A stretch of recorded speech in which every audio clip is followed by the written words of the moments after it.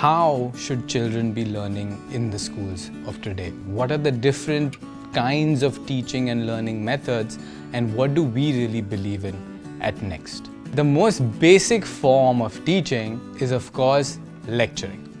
Teacher standing in front of the class. The kids are mostly learning by listening and by seeing.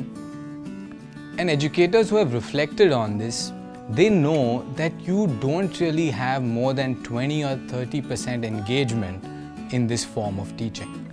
And what that really means is 70 to 80% of what's going on in the minds of the children has nothing to do with what the teacher is teaching. And it really shows how little we know about learning, because the whole idea is, as long as the teacher goes in and as long as she says these things, the children have learned. But it really doesn't work like that, because we are just not wired to learn like that. Next, we have a much better format of learning called workshopping. Here, the key difference is that you're learning by actively doing something. Maybe solving a math problem, or doing a worksheet, or doing some kinds of hands-on activity. And this makes the learning far more engaging and productive.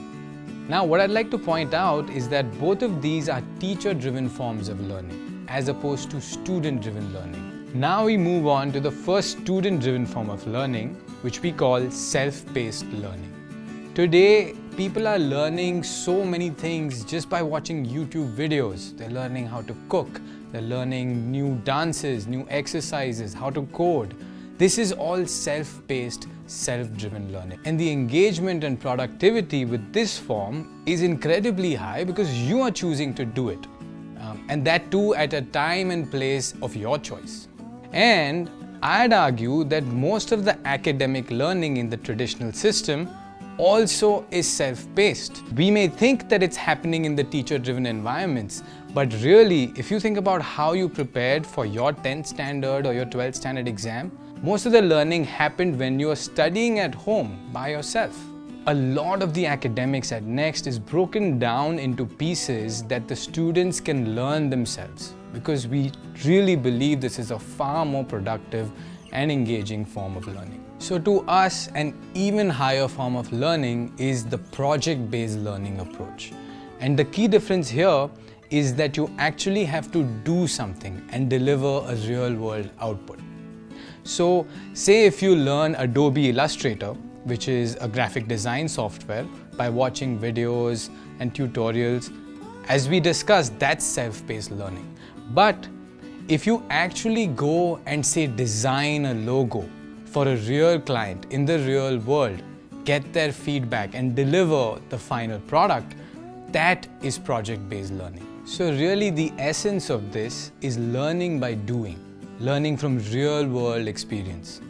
And many of us, we know deep in our bones that this is by far the most important and life-changing form of learning. And if you're working out there in the real world, I'd bet that most of the learning for you came on the job, by actually doing stuff. When you create some real-world output, could be as simple as cooking or making a video, the learning is so powerful that it completely changes your perspective. Someone who has cooked will look at food very differently. Someone who's made videos is going to look at movies very differently. So at Next, the entire big picture piece is based on the project-based learning method. So this is something that we do a lot at Next. Of course, this is not the end of it. There are even higher forms of learning. For instance, working in an organization where you are delivering a real-world product, but not just by yourself, by working and collaborating with others, learning how to be a leader, learning how to work with other people. So let's put this under the umbrella of real-world learning. So the internship program, which is a very critical piece of big picture, is what brings this kind of learning to students at Next. So we call this the learning pyramid, and the whole idea at Next is to constantly innovate and constantly think about this stuff so we can push our system of education to these higher and higher forms of learning.